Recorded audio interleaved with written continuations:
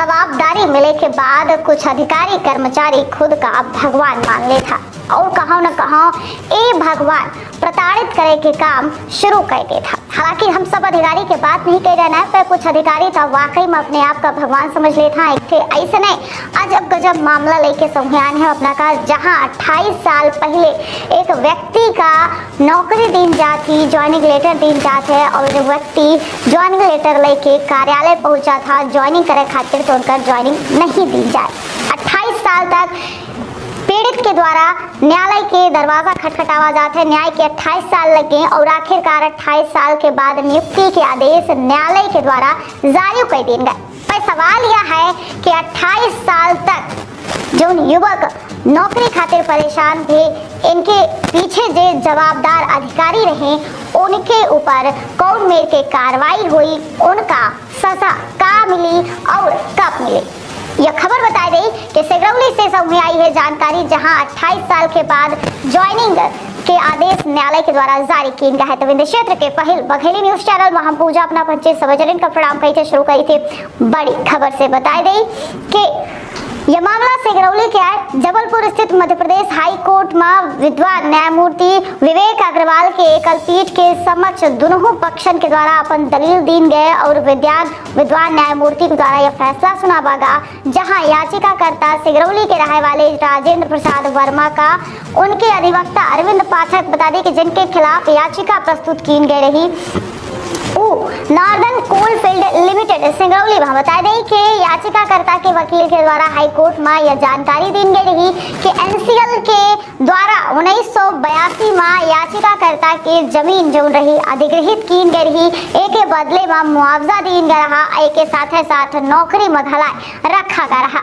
NCL के द्वारा 1994 में नियुक्ति पत्र घलाए जारी की गया रहा, पर काम करे से अब तक पीड़ित का वंचित रखा गया। बता दें कि एनसीएल के द्वारा नियुक्ति पत्र जारी करे के बावजूद जो है व्यक्ति का नियुक्ति नहीं दी गए। इससे पहले बता दें कि 2009 में घलाए हाई कोर्ट के द्वारा निर्देश दी गए रहे नियुक्ति के बावजूद जब कोनो मेर के कार्रवाई नहीं भय, तो 2011 में पुण्य के पीड़ित के द्वारा न्याय खातिर दरवाजा न्यायालय के खटखटावा गया और आखिर में 28 साल बाद इंसाफ हुआ।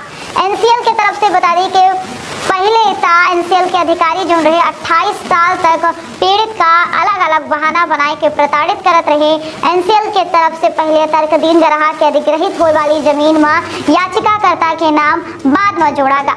एमआई याचिकाकर्ता के द्वारा एनसीएल के मुआवजा और नियुक्ति पत्र कोर्ट में दीन गया। बाद में एनसीएल के द्वारा यह कहा गया कि याचिकाकर्ता के खिलाफ कोनो विजिलेंस में मामला लंबित है। याचिकाकर्ता के तरफ से दस्तावेज घलाए पेश की गए, जो में विजिलेंस के कोनो मामला नहीं पावागा। बता दें कि आखिरकार मध्य प्रदेश हाई कोर्ट के द्वारा नौकरी के साथ बैक वेजेस के घलाए आदेश जारी किए गए। बता दें कि सुनवाई के बाद कोर्ट के द्वारा एनसीएल के मैनेजमेंट के प्रति लापरवाही के प्रति नाराजगी जाहिर की गए।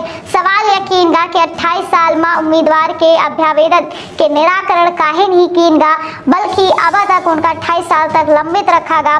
कोर्ट के द्वारा बता दें कि 60 दिन के भीतर नियुक्ति पत्र के आधार में एनसीएल प्रबंधन का नियुक्ति दे के आदेश जो उन्हें पीड़ित का जारी किया गया है। इसके अलावा याचिकाकर्ता का पिछले 28 साल से संबंधित जितना भर कंपनी के द्वारा लाभ रहे उनका वेतन बनत रहा, ओका घलाए भुगतान करे के बात ही कही गई है। तो बता दें कि न्याय होता है, पर न्याय में कबो बहुत समय लग जाता है, पर समय के खामियाजा भुगते पड़त है। पीड़ित का जो 28 साल तक नौकरी के इंतजार करें, जबकि नियुक्ति पत्र उनके हाथ में रहा, पर कहो न कहो सरकारी पद में बैठे अधिकारियों की लापरवाही रही, उनकर गैर जिम्मेदाराना यह रवैया रहा कि उनका 28 साल के बाद नियुक्ति मिली है।